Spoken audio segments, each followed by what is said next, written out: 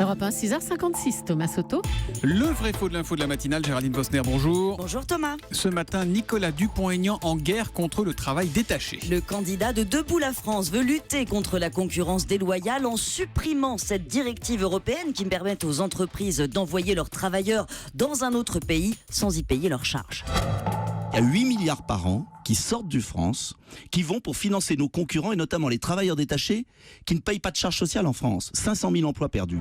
Le travail détaché, c'est 500 000 emplois perdus, affirme Nicolas Dupont-Aignan. C'est vrai ou c'est faux, Géraldine ? C'est faux Thomas, car 500 000 travailleurs ne font pas 500 000 emplois. On a recensé en 2015 286 000 travailleurs détachés en France. Un nombre, c'est vrai, qui peut être doublé avec les illégaux, ceux que leurs employeurs ne déclarent pas, mais ils occupent des emplois temporaires, une quarantaine de jours en moyenne pour ceux qui sont déclarés et dont le travail a représenté, selon le ministère du Travail, l'équivalent de 46 000 emplois à temps plein. C'est moins impressionnant. Et certains de ces emplois sont en tension, des soudeurs, des robinetiers qu'on ne forme pas assez en France.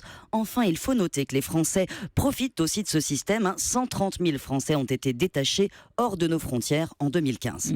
Si je vous suis bien, le problème est moins le nombre d'emplois perdus que les pressions exercées sur le marché du travail. Exactement, car même s'ils ne représentent qu'1,5% de la force de travail, ces travailleurs à bas coût tirent les salaires vers le bas. Et pas seulement parce que les charges sont payées dans leur pays d'origine. Avec le coût du transport, du logement, ça devrait réduire l'avantage. C'est surtout parce que la tentation de la fraude est énorme. En théorie, le salaire doit être celui du pays d'accueil. Or, certains employeurs trichent. Ils payent au SMIC, par exemple, un ouvrier très qualifié qui devrait toucher le double. Ils retiennent son logement sur sa paye.